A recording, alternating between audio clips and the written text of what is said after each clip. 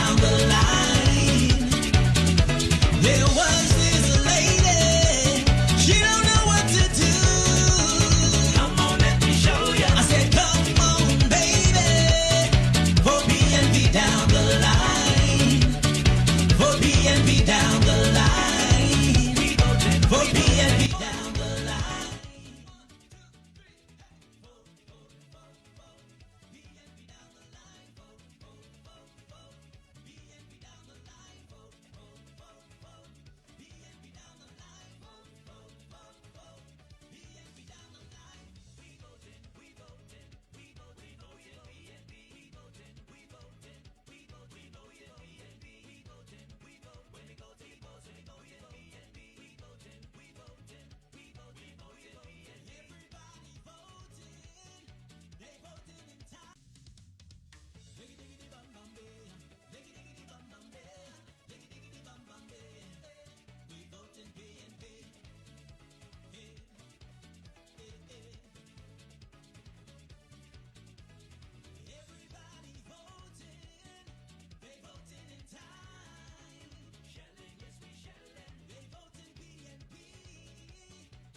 BNB down the line. BNB down the line. BNB down the line. There was this lady, she don't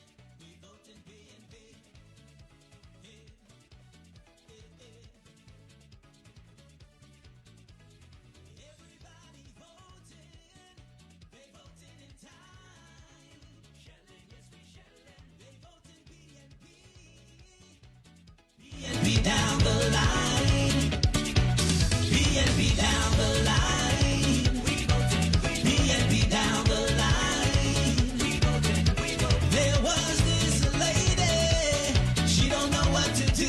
Come on, let me show you what to do. I said, come on, baby, for BNB down the line. For BNB down the line. For BNB down the line. There was this lady, she don't know what to do. Come on, let me show you. I said, come on, baby, for BNB down the line. For BNB down the line. For BNB down the line. 1, 2, 3, hey. Four. BNB down the line. Four. BNB down the line. Four. BNB down the line. Four. BNB down the line. We voting. We know you BNB. We voting. We know you BNB. We vote. When we go to the polls, we know you BNB. We voting. We know you BNB. Everybody voting. They voting in time. Diggy diggity bum bum bam, diggy diggity bum bum bam, diggy diggity bum bum bam. We voting BNB. Hey, hey, hey. Everybody voting, they voting in time. Shelling, yes we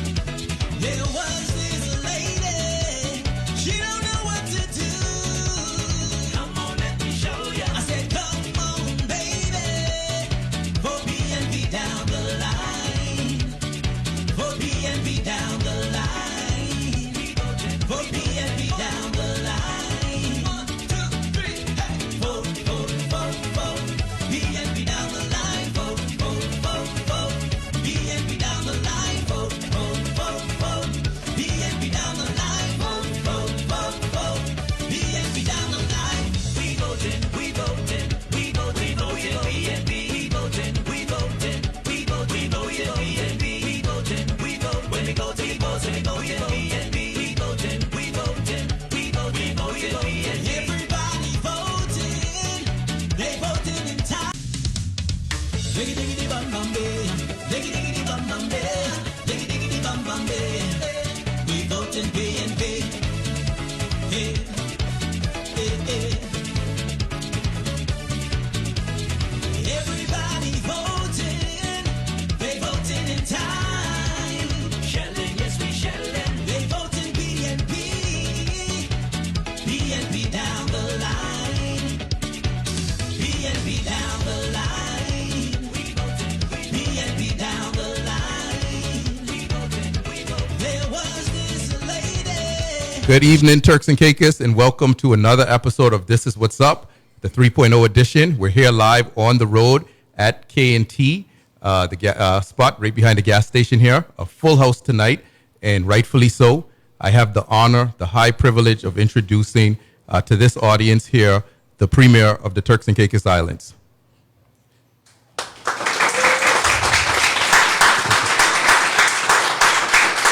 Thank you. Thank you. Woo. Thank you, Ralph. Yep, Thank you very much, and thank all of you for being here tonight.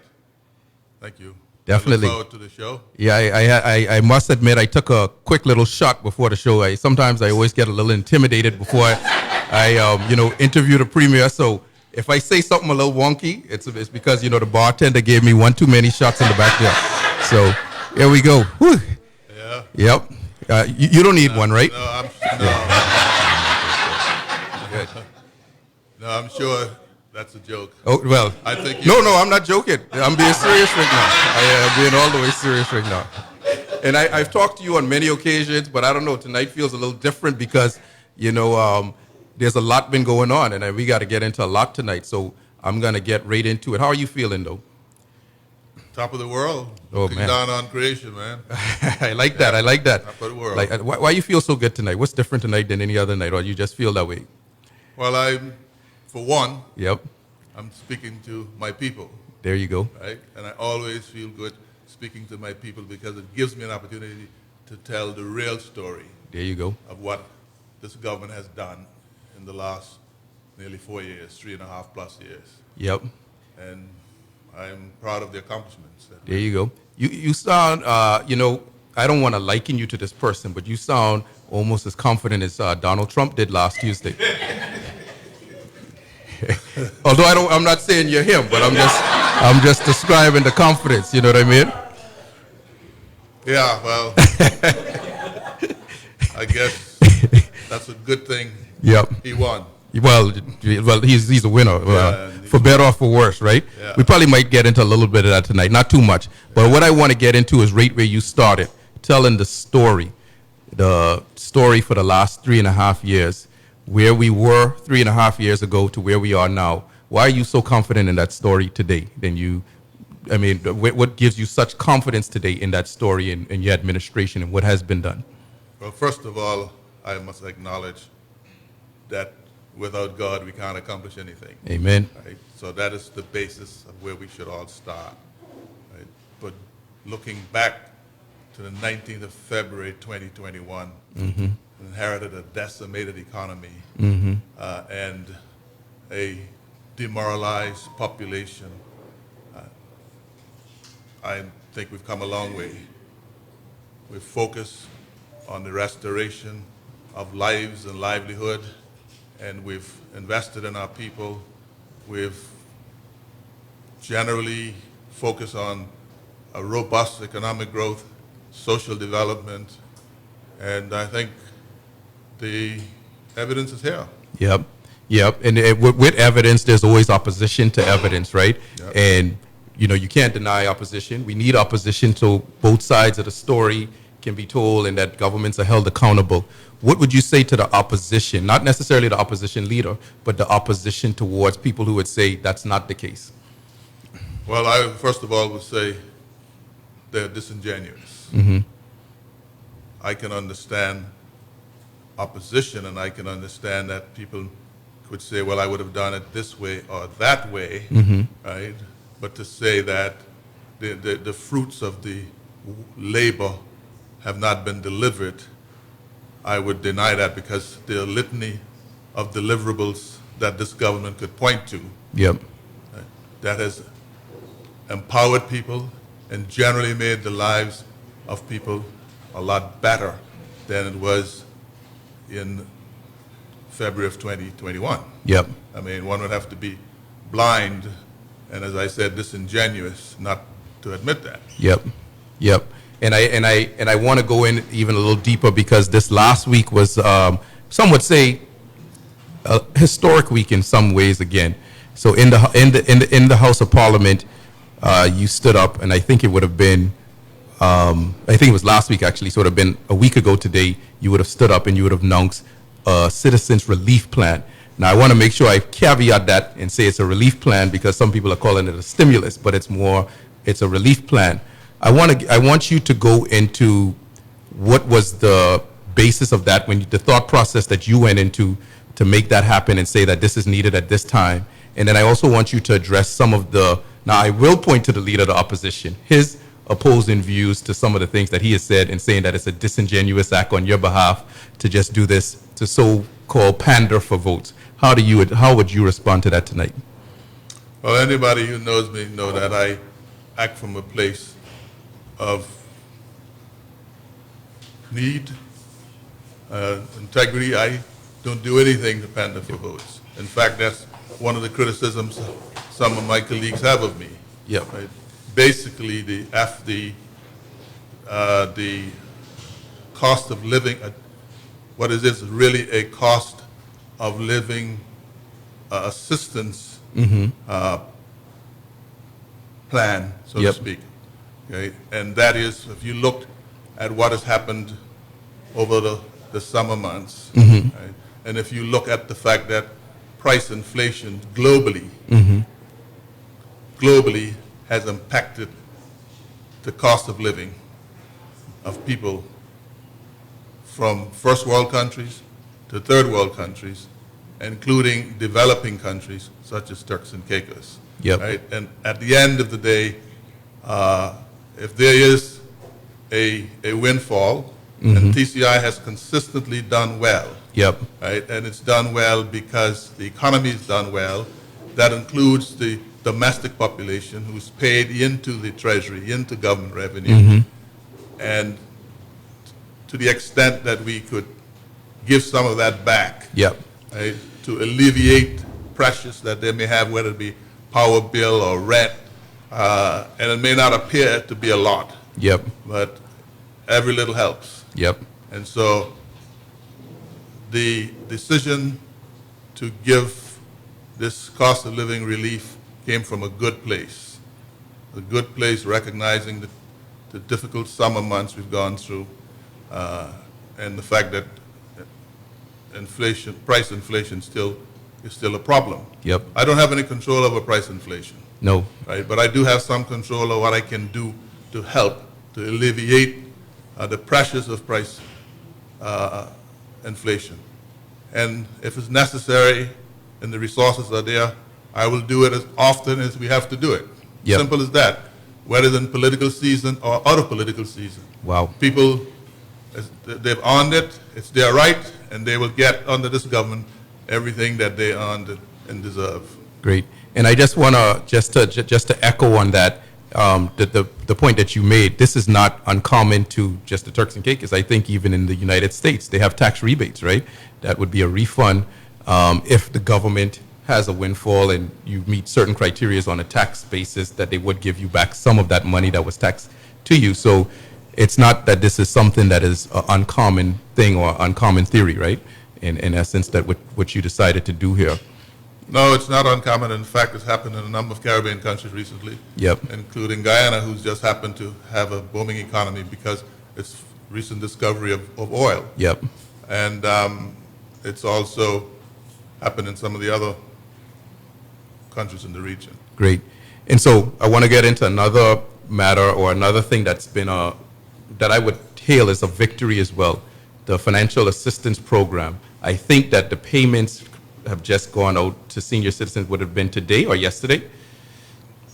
Before you go there, I think you did ask a question about the leader of opposition. Oh yeah, wait, you did, yeah. Premier's on it tonight. Oh boy, whoa. I'm just testing him tonight, you know. But you ready for battle tonight? You come like a warrior tonight. I did ask a question of the leader of the opposition.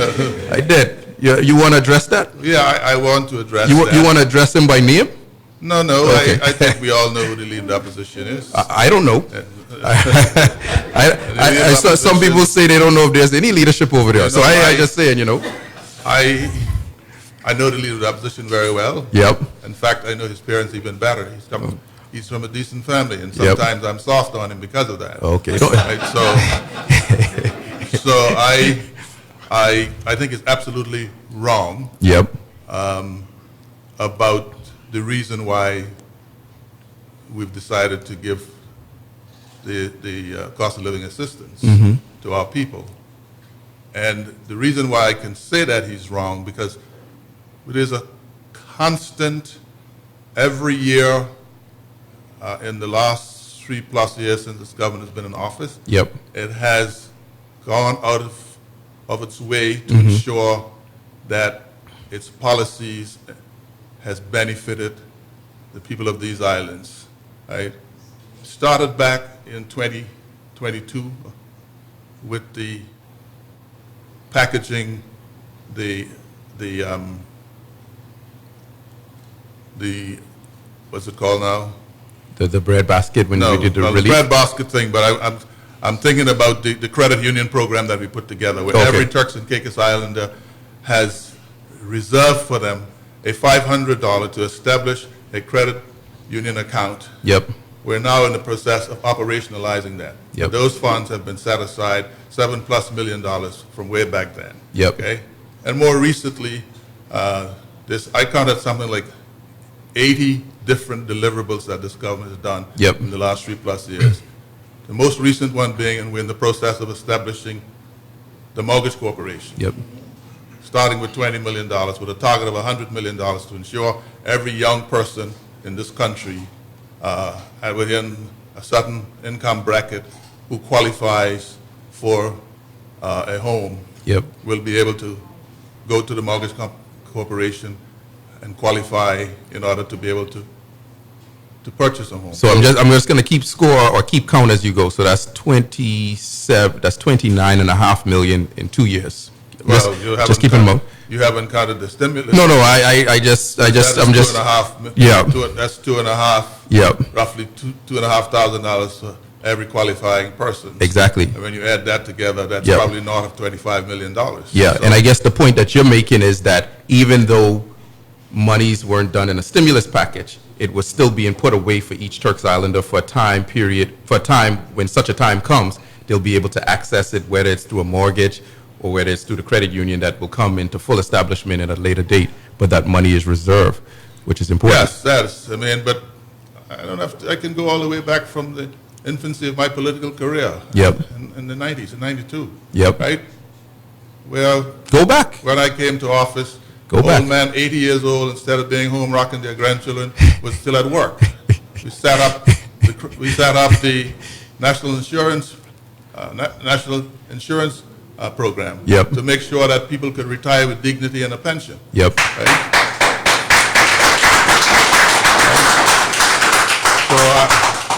So I have a history of building institutions, And you also looking after people. and you also gave the leader of the opposition a raise too. Well, he didn't think he didn't think it's worth it. He says he wouldn't have given himself a raise, right? So I didn't give it to him. The No. CPA did, Of course. and of course these things are also regulated by the Integrity Commission. Yes. As No, for politicians, sure. we don't pay ourselves. We Of don't course. set our wages. Our wages are set by the Integrity Commission. Of course. No. But- But I'm glad that you addressed all of that. And the reason why, it's very important for the listeners to hear this, because there's been a lot of talk from certain people. I know, I won't call any names. I know a famous popular pastor made a comment about we don't need to have relief. We should put it into programs. But what you spoke to there is exactly what the government has been doing. Now, it may not be as sexy as $1,000 in your pocket, but what you counted there is the potential for when homeowners need mortgages in the future to have that corporation set up, that would be there for them. And then, of course, the credit union. Each Turks Islander may not even know this, but they have $500 sitting for them in a credit union. So I think that's big, honestly, and that does speak to programs like you were speaking, and that dispels some of the comments out there that this government hasn't been investing in the people via programs. So I'm glad that you cleared that up. Well, credit union is one of the fastest growing institutions now, because as banks have become more and more distant, people are now reinvesting in their community institutions such as credit unions. But in terms of investing in people, all you need to do is to look at where the social security or government social welfare program has come. Yep. Since we took office. Yep. Right? Just look at how it has grown. You've got senior citizens program that we're just about ready to launch. Yep. Right now, we've also extended the unemployment payment. Yep. To include seasonal workers, the hotel workers who would have gotten furloughed during this season. Yep. We'll collect 8 weeks of pay. Wow. Right? That's serious business. And that's the first time in history that's been done. That is the first. Wow. This government and this party is used to doing first. Yeah. Right? No. that's us. If you look around, most everything you see standing, we've put them in place. Yep. We build institutions. Yep. Institutions outlive people. Yep.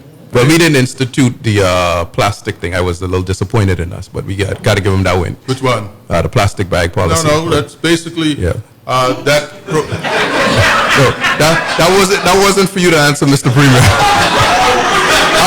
Mr. Premier, I'm giving them one. I got to give them one. You know, you got to give them one. Got to give them one. Got to give them one.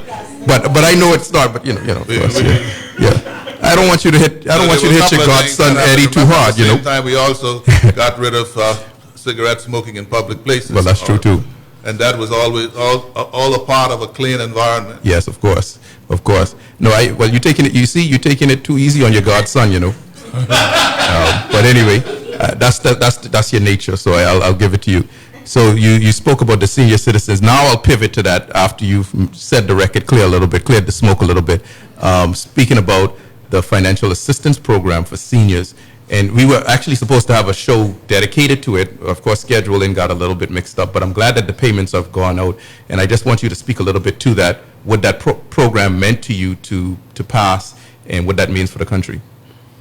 Okay, well, first of all, a nation is judged on the way it looks after its youth and the elderly. Yes. And you can see we've put our money where our mouths are in both cases. Amen. Right? In education, in early childhood education, preschool programs, after-school programs, we're building institutions, looking after the handicapped and the disabled or the otherwise challenged. Yep. To use an euphemism, but also if you look at there are lots of older people in this community who do not get a pension. And those who do get a pension, the old age contributory pension is minuscule. And even there are people who have worked all their lives and they get a pension, but it's under $1,000. And when you look at it, and as an accountant and someone who's familiar with the economy, you know even $1,000 doesn't take you very far. No, not in this day and age. So just imagine someone getting $400 a month. Wow. Right? I mean, it's unconscionable. It would be absolutely unconscionable for a government not to pay attention to those persons. And we cannot, this government will not sit around and play politics and allow our people to suffer. Yep. Right? It used to be that we used to have a nuclear family, but that is no longer the case. With development, the whole family unit has changed. And so we have to start looking at people as people rather than as families. Yep. Right? And so it is only fitting because the non-contributory old age pension kicks in at 70. So that was the catalyst for the age 70. Yep. It doesn't mean going forward in the future when we have a review and to see what the country can afford, that it couldn't be adjusted Yep. to align with the official retirement age, which is currently 65.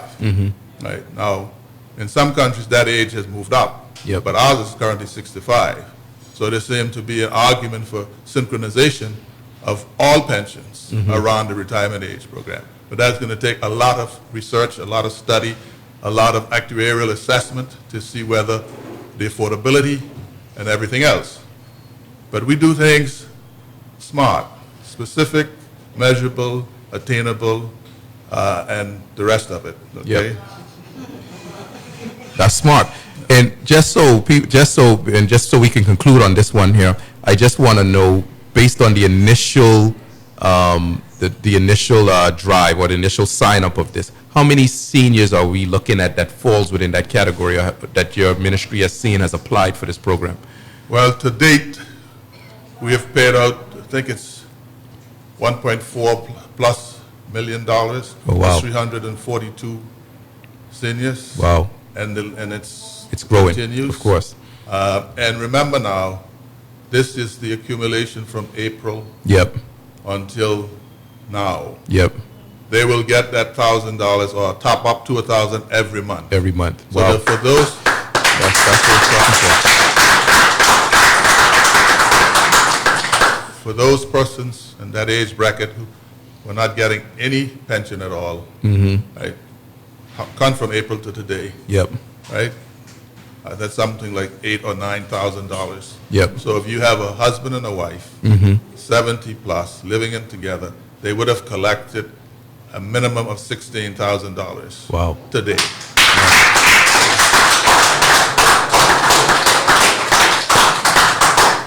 So Wow. can't get better than that, and you can't ask for more caring government. Wow. Wow. No, definitely. We're going to probably take some questions here shortly, but before I hand it over for some questions, I just want to ask you, Premier, you're one of the some would say you're one of the last of a dying breed. You've been there. You're one of the originators. You've been a chief minister. You've been a premier. I think you're one of only two people that's been that, you and Honorable Michael Misick, both PNPs. But I want to ask you, there is sometimes a notion that some people may miscategorize you and say, well, I don't know if they miscategorize you, but they would say that, that you are more business than you are on the caring side and for social programs. But this administration has shown something a lot different, I would say, or maybe the same things, or maybe in a different light.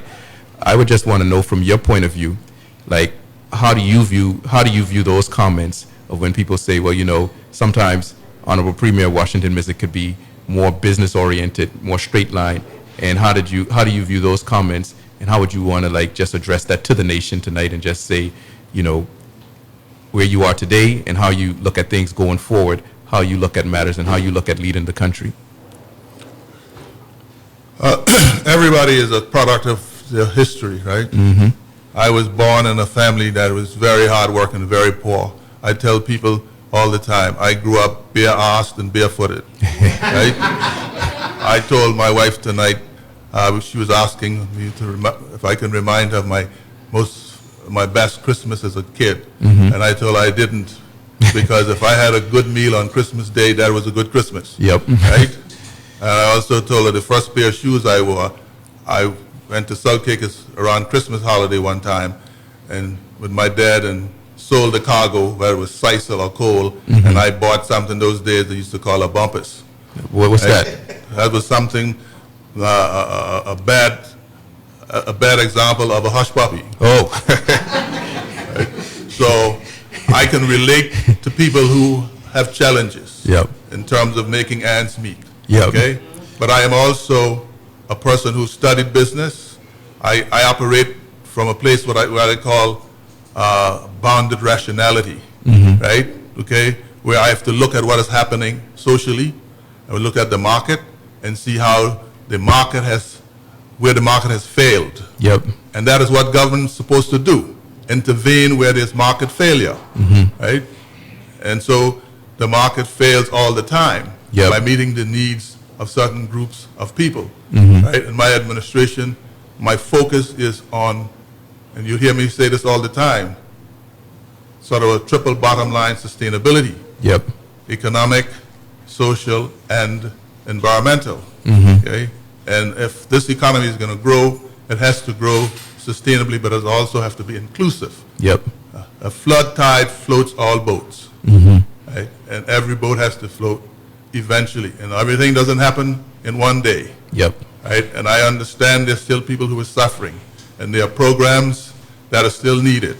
And there are also more social engineering that needs to be done to ensure that belongers aren't left behind, because that is something that we pledge, Yep. right? But there has to be a delicate balance. You can't kill the goose that laid the golden egg, right? But at the same token, you need to make sure that the chickens who are not laying the golden eggs also have food, Yep. right? Definitely, definitely. So we're going to open the floor for questions. If anybody has questions from the audience, just raise your hand, stand up, ask the questions. We do have some from Facebook as well that are coming in that they want to know. I know that one question that came in earlier is in relation to the foreign minister that visited last week from the UK. Not sure the name, but you could probably just fill in on what sort of takeaways came from that visit, what was said in some of the high-level meetings that, you know, we as Turks and Caicos Islanders could benefit from. And I guess the big question is around crime and their thoughts on crime. If you want to just take that while we wait on the audience. Two important issues came out of the meeting, or the two important issues that were the subject of much conversations. And one obviously was security. Yep. And crime. I think we know from the research that we've done ourselves that people of these islands are concerned, firstly, about security, crime and security, cost of living, Yep. infrastructure, and to some extent, youth unemployment. We've done our homework, right? Okay? So crime is a problem. Youth crime and gang crime and gun crime is a problem in the entire Caribbean, Yep. right? Okay? But I'm not responsible for the entire Caribbean. I'm responsible for the Turks and Caicos. We have a National Security Council that meet on a regular basis. We have given the police everything they've asked for to fight crime. The police force, despite what anyone would say, is far better today than it was in 2019 or 2021, right? Far, far better, far more equipped, far more people, far more, the larger tactical force, and more equipment. They have armored vehicles, 2 of them. We've just given them a mobile police command center, and we have another one on order. We're in the early stages of designing a $1.2 million police station for the Bight and Wheeling, Yep. right? And we are looking at doing a similar project in 5 Keys. Okay. The minister, we've badgered the British government over and over again, and I know there's some feeling that the UK should send soldiers here.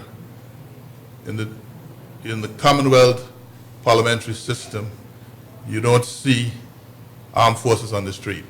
Yep. There's a civil force, which is the police, right, and other law enforcement entities, and then there's the army or the military that is responsible for protection of the nation generally from belligerent Outside forces. Yep. We've asked over and over to increase the British presence in TCI to ensure that it acts as a deterrent. We've even asked them to send armed forces people here on the coast without actually having to engage in civil defense. Right? That is something that we're still in a conversation about how they can assist in beefing up the UK presence as a deterrent. Okay? But the UK has given us significantly support, technical support, detectives that are on the ground. We have recently, when the minister was here, Minister Doughty, pledged to give us 2 new vessels. Okay. One of which I believe, don't quote me on this, would be delivered before the end of the year. And also the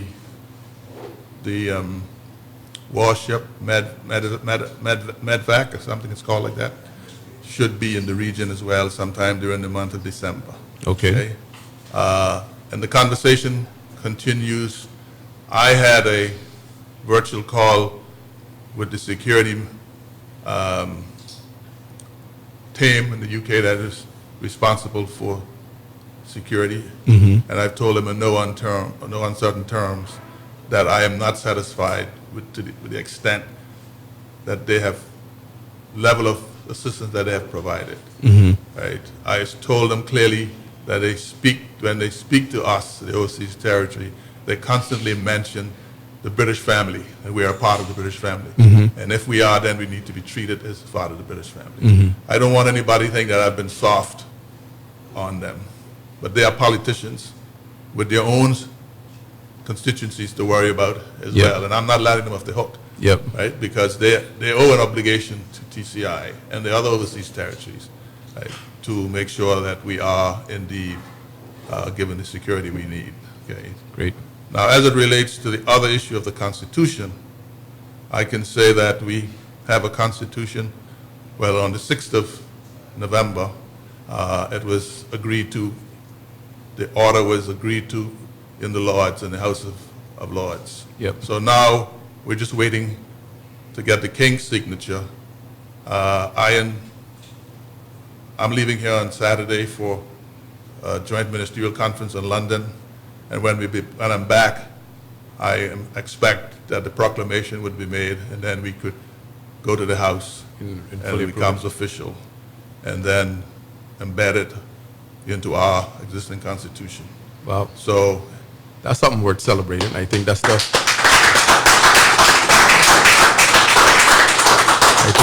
It's taken a long time.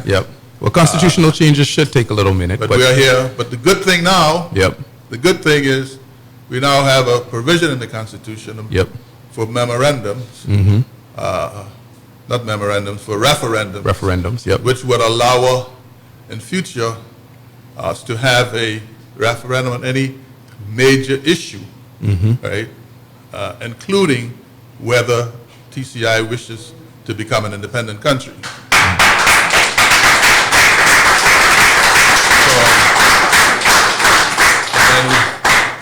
We have other new changes, of course. For the first time at last, TCI Parliament will be a parliament, and it's getting nearer and nearer to becoming a full democracy with every member of the House being elected. Wow.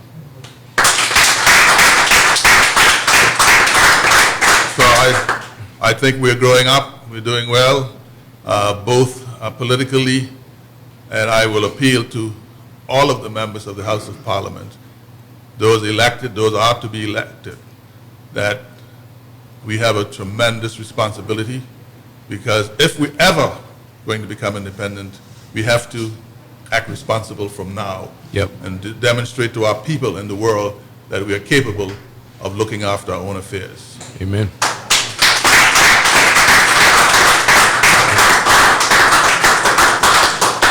Well, I'll take this time to pause. I'm sure we have probably 1 or 2 questions from the audience, and so we do have one right away. Mr. Dean, go ahead. Oh, yeah, I think the mic is coming to you right there. Good evening. Good evening. I have a lot of questions. I think it's perhaps the first time in 3.5 years that I was able to put a question to you directly without you get a response, because you don't respond to emails and you were of all my concerns. My concerns are around housing, and today yesterday rather, while I was on the I-95, I heard you mention something with relief towards, to geared towards the fishermen from an Invest DCI. So I have questions on that, and I have questions on fisheries related matters that I'm sure your inbox is drawn with from you over the last 2.5 years. And lastly, construction. But I'd like to first talk about housing. Of course, you know that I'm developing Bay Road development probably for the last 4 years, and no issues of yours as to why things have been moving slowly. I think me myself had personal issues that I had to deal with, you know, in fairness, as to why, you know, cabinet paper wasn't approved during then for my development transactions and so forth. But just last week, well, not last week, 3 weeks ago, I would have emailed the director of housing to know a little. I emailed a friend over at Invest TCI, and he emailed the director of housing and copied the minister on it. And I was shocked to find out that the housing agreement is at a standstill. Now I can't see how the minister is, you know, dancing around and parading that hey, we have this beautiful housing agreement when in reality it's at a standstill. So because it's at a standstill on the 29th of October, that means that Bay Road development is at a standstill.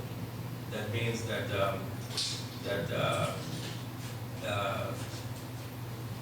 the $40,000 that I have to come up with for Sophie Stenberg is at a standstill because I have 4 committed buyers just waiting on agreements. But I can't even proceed without having some sort of concession that will aid me to provide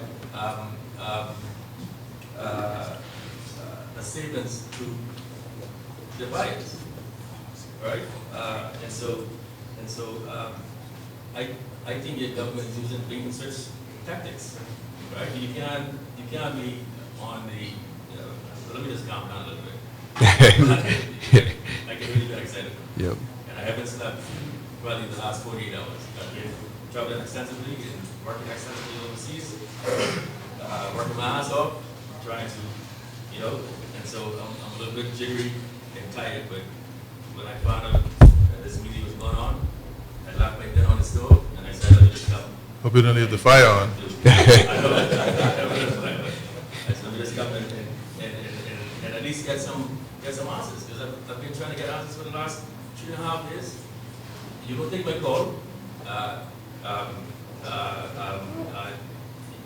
You don't reply to my emails. And so I guess now is the perfect time to address it. All right? So that's housing.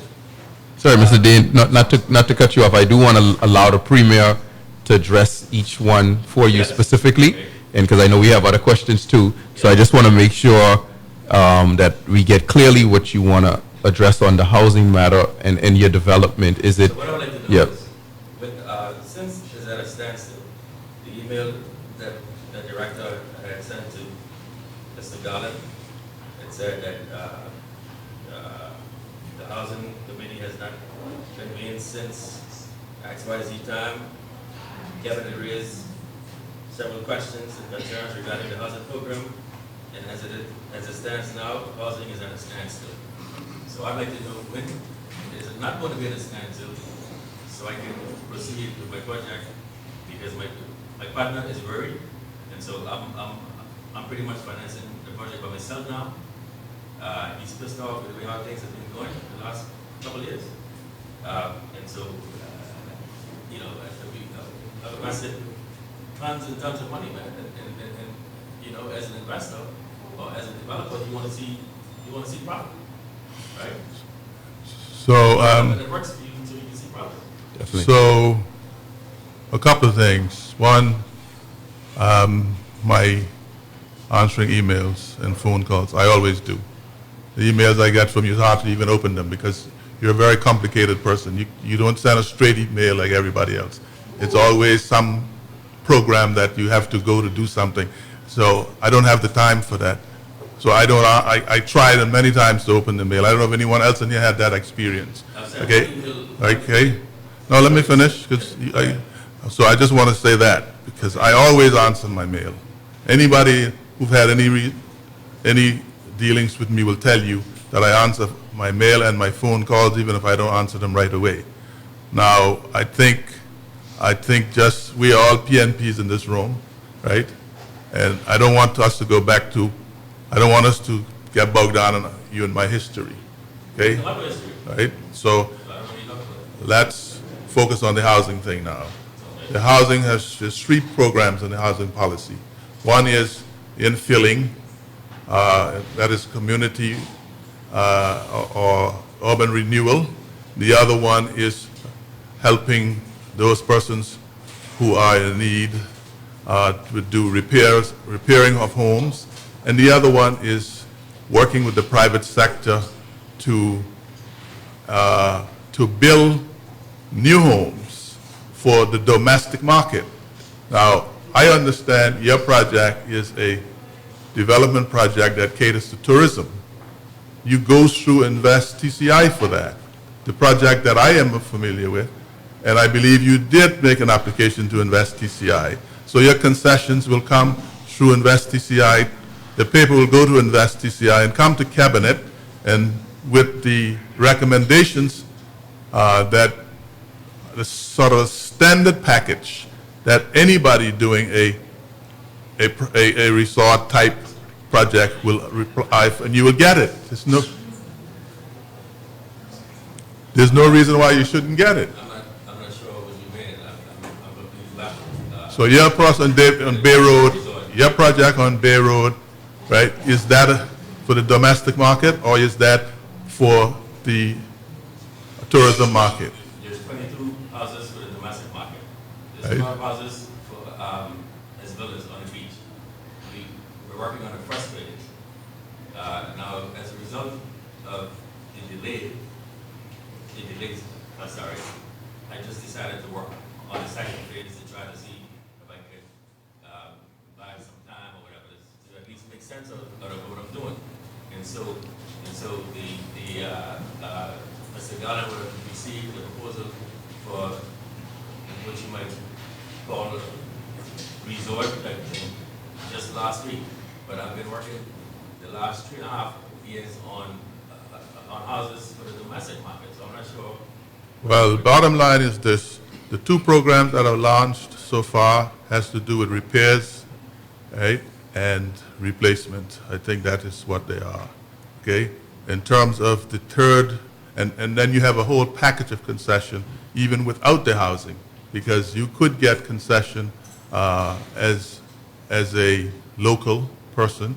You could get concession, duty import concession without even triggering housing, because the third program, which deal with developing houses with the private sector, that program hasn't been launched yet, right? You will see in the next couple of weeks, or maybe now in the end of December, an RFP will go out to the public soliciting them to apply or to submit proposals for the development of housing.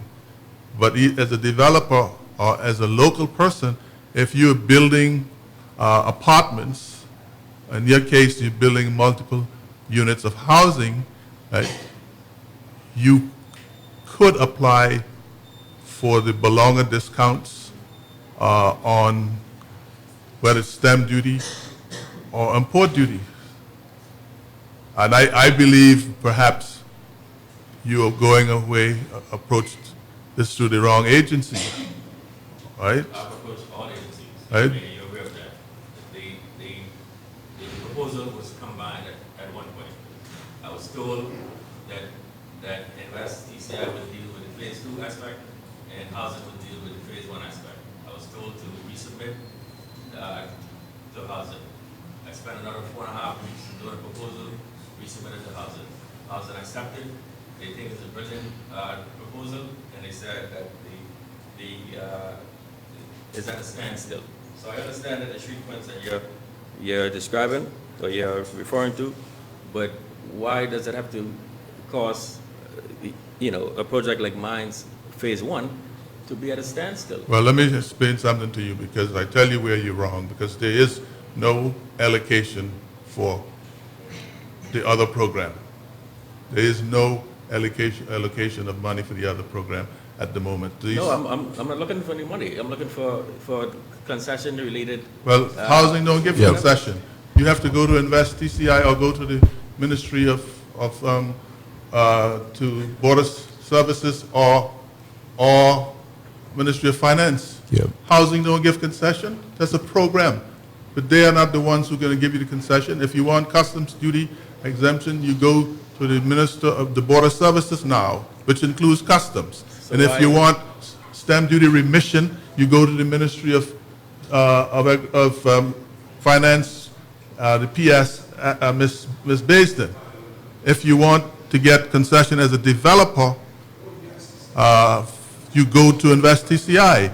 Housing is a program that you can benefit from, but they don't give concessions. That's not their job. Yeah. I'm asking for. Yeah, ding, ding, ding. I gotta call the, not to cut it off, but I think that if we keep going, Premier, I think that maybe if you would take some of it offline to maybe answer I'm Mr. happy Dean to. on that even one. though he says Yeah. that I'm not, I'm happy to Yes. meet with you. I'm telling you now. No, I know. I just want to, I'm I'm cognizant happy of to sit time. and meet with you Yep. and guide you through the steps. But Yes. I think you're approaching it from the wrong Yep. place. Why But- was But Mr. Why Dean, would not I to cut repeat you it? off, but the Premier, I think would be best to take this one offline, just because we do have a few more questions in the room, and I know that, a lot of people in the room do want to get a question answer from the Premier. So let's circle back, and Premier, if you will. Let me circle back. Let me just yeah. ask questions about fisheries. Yeah, let me circle back on the fisheries one. We have one, just I want to make sure we get a good, we'll come back. I'm sure we'll come back and get to you. I think we have another question in the back there. I'm not sure who it was. I couldn't see the hand. But we will come back to the question. I want to make sure that we get a broad spec for the Premier tonight. Okay. First of all, a wonderful afternoon to everybody. I want to just thank the Premier and his administration for the great work they're doing in the housing program. As the Assistant Honorable Bean and speaking to our constituents who are getting assistance with their homes, assisting them with filling out the forms, I can say that our Deputy Premier has been vigilant in assisting us in getting the answers to the questions and getting people on site to make sure that those jobs get done. So I want to congratulate you both and your administration for the great work that you're doing in trying to assist us in the repairs of our homes and getting the Mortgage Corporation up and running to ensure that our people have an opportunity to own a home, and not only own a home, become entrepreneurs through the short-term rental program that will also probably be a part of this housing project. So on that note, I say thank you to the administration and to my PNP government for the great work that you're doing. So, let me answer this question. Okay, yeah, we'll come back. So, thank you very much, Ulysses. Thank you. I think if you would indulge, Mr. Dean, I will answer the question on Yes, no, fisheries. by all means. Basically, Mr. Dean, Invest TCI is subvented with money for MSME programs. The MSME programs have been so successful, and you can ask Honorable Saunders. We've actually tailor-made it. We've tailor-made it actually to fit. Everything. Right, we've changed everything around so that it could fit, it can be efficiently delivered. So what has happened now is that it's been so efficient that the funding that was allocated has been exhausted. And that is why yesterday in the House, we allocated another $1 million to MSME. And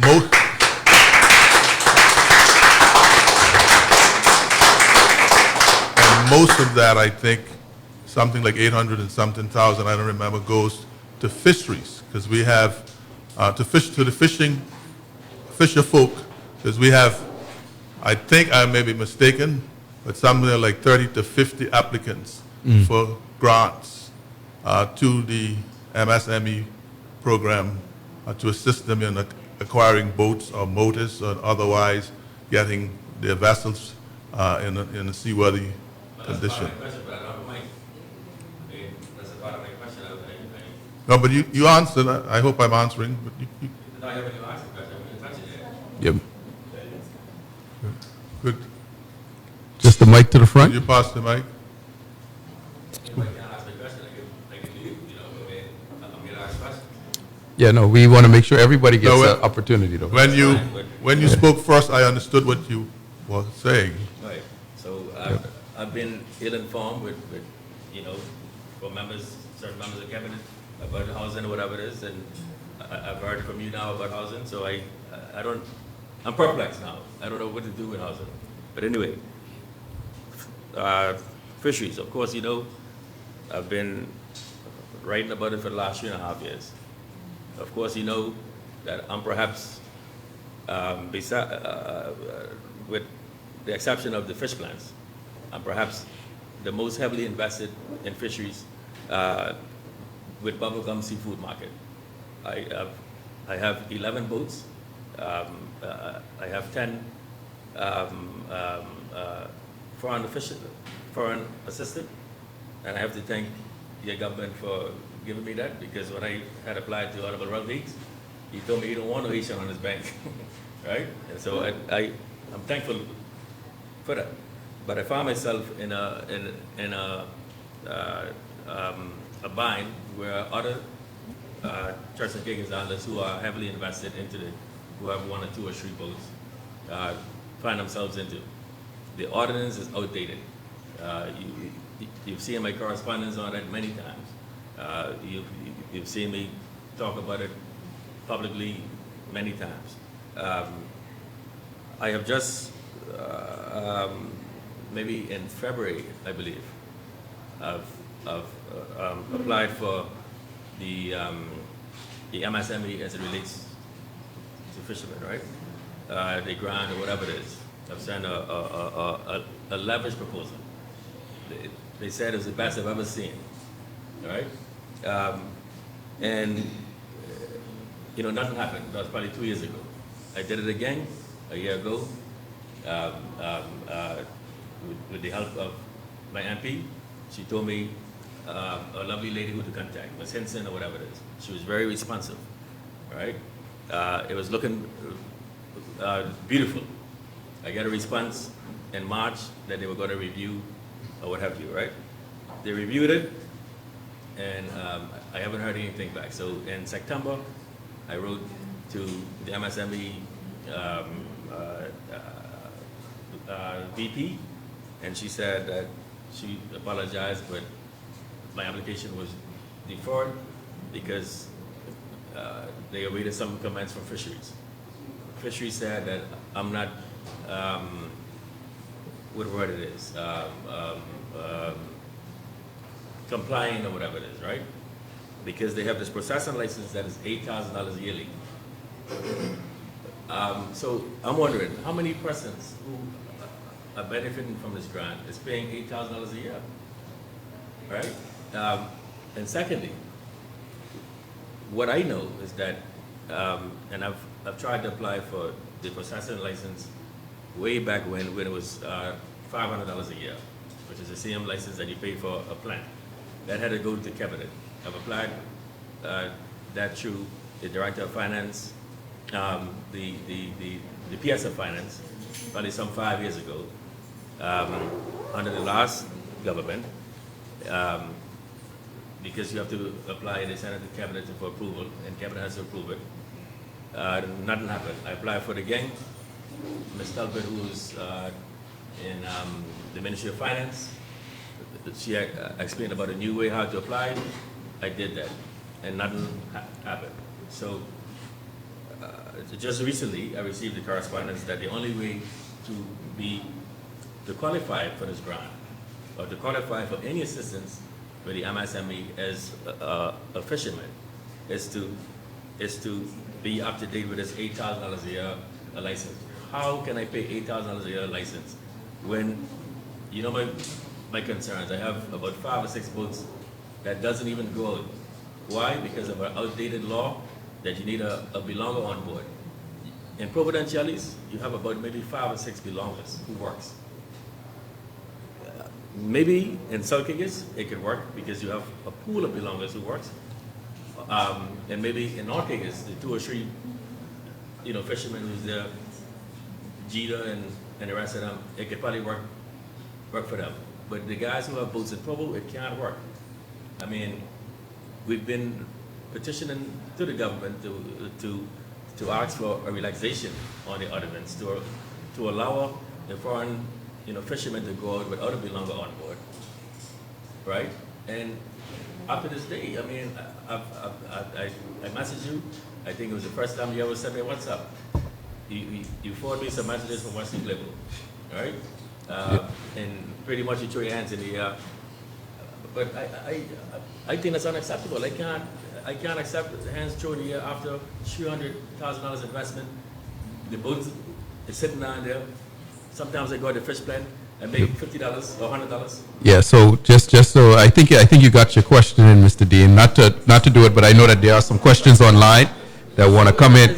But I guess the question is about the ordinance and if there should be some change to it, to the Premier. What I would suggest to Mr. Dean, and I would organize a meeting with the key persons of cabinet to sit and understand better, because the MSME program is meant for micro, small, and medium-sized enterprises. Maybe the challenge, you say you invest $300,000 in boats. Maybe that is not where you should be applying. Maybe doesn't sound to me like you are a micro business. Now, put that aside as it relates to having a captain on board a fishing vessel. It was initially established because of sustainability issues and to make sure that one would assume as a local person you would have the interest of Turks and Caicos at heart. I don't mean you, but I mean a fisherman in a boat, and would not permit bleaching and other behavior that would deplete the stock. That was the whole reason why we insist on having a local captain or a local person on the boat, to more or less as a deterrent, as a police, to deter people from using fishing practices that will damage the fish stock.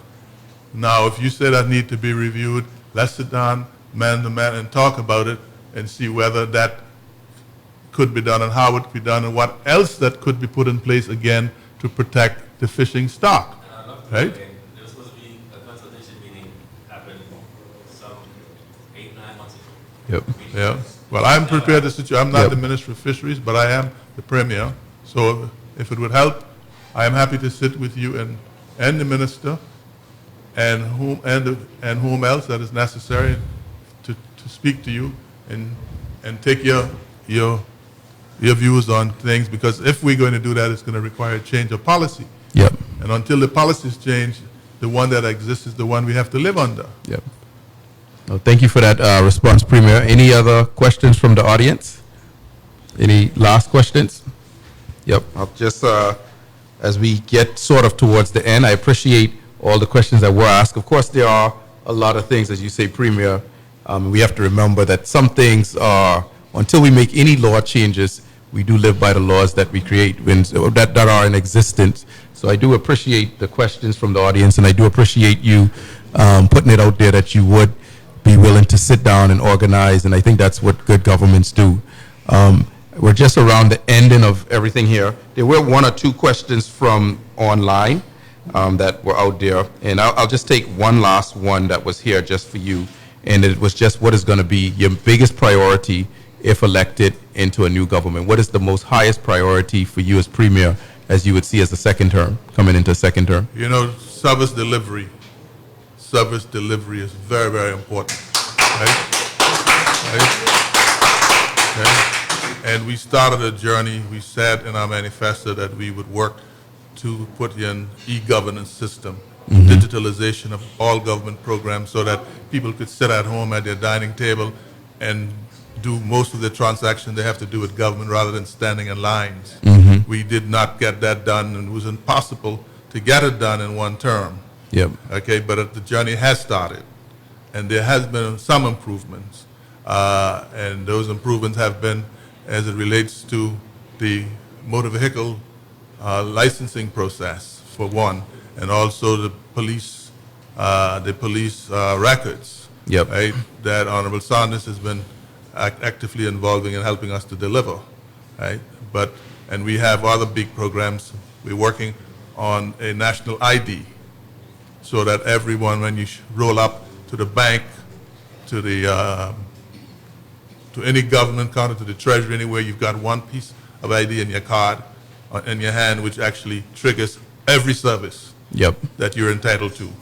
So the biggest challenge and the biggest program that I will champion would be improving service delivery to the public of this, the Turks and Caicos Islands public, through digitalization of government services. Great, thank you.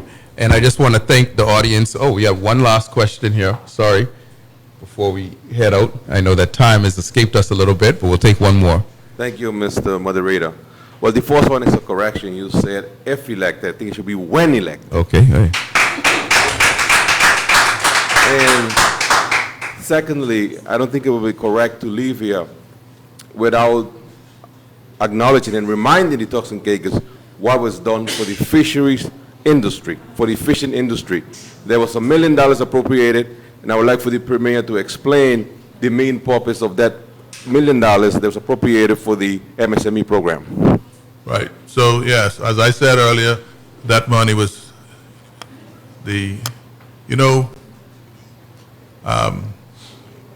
there's always priorities, Yep.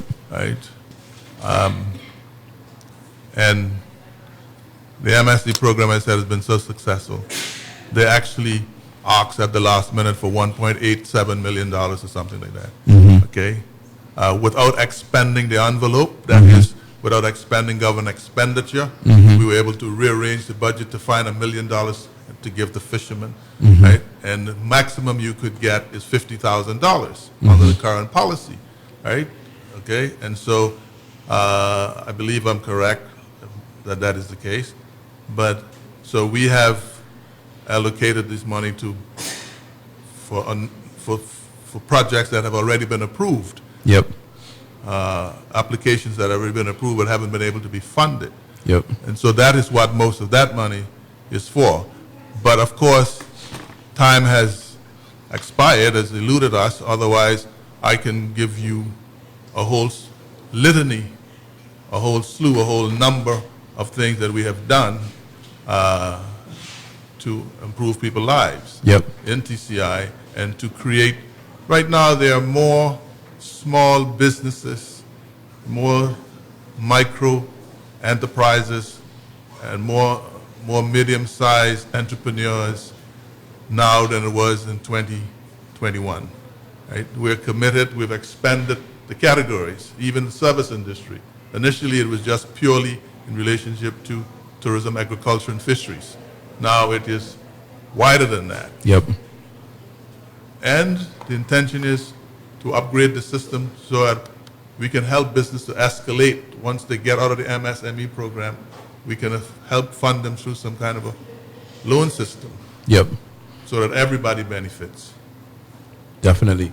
No, I mean, of course, Premier, I have a sneaky suspicion you'll be back on the show before the election date is called or before we have an election. So I'll save some of that for your next visit, which might be an even bigger visit the next time you come here, and you'll be able to share some more of that at a higher level. I know that your time is of the essence, and it's always good to have you on the show and to get you on the show. And I know that you took time out of your busy schedule to be here. So I will allow you, like I do all of my other guests, to just end the show with some final words to the country. You have the floor, Mr. Premier. Well, first of all, yes, I would love to come back on the show. Like, you have no choice. My job. You'll be back. I'm going to force you back here. The First Lady is here, and she's going to force you back here on the show. Trust me. My job is people, right? Okay, that's what politics is about. The art of the impossible. Yep. Delivering for people. And that's my job. Okay, so I will be back. But before I leave, I would like to say that in the last close to 4 years, it's been the ride of my life, right? I've worked hard, and I believe for those persons who would dispassionately analyze what this government has been able to achieve, right, they would come down on this side and say, this government has achieved a lot. We've achieved a lot, but we have a lot more to achieve.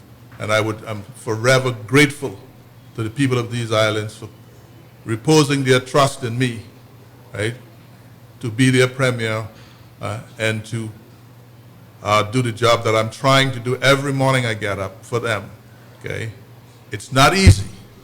It can be very exhausting, but I am committed, and the good Lord has been good in keeping me healthy and giving me the strength, and more importantly, the inspiration, right, to do what I do every day. And so I'm forever grateful to the people of these islands, right, for giving me that opportunity.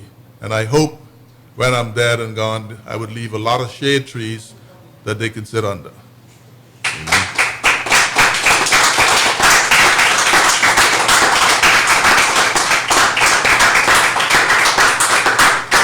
Well, as the Italians say, not for another 100 years. Yeah, so, no, I thank you, Honorable Premier, for being here again. I want to thank our audience for being here, for being interactive and just making this experience a great one. And, of course, I want to thank you, Turks and Caicos, for tuning in every Tuesday evening here. We're going to be starting at 7 o'clock. We realize that a lot of people are just getting home from the busy traffic, so we want to make sure that we catch everyone. We thank you for your patience and for waiting on us this evening for the few minutes that we were. Of course, you know, the Premier had to fix his tie a few times, so thank you for that. But we'll be here every Tuesday going forward up until December 17th.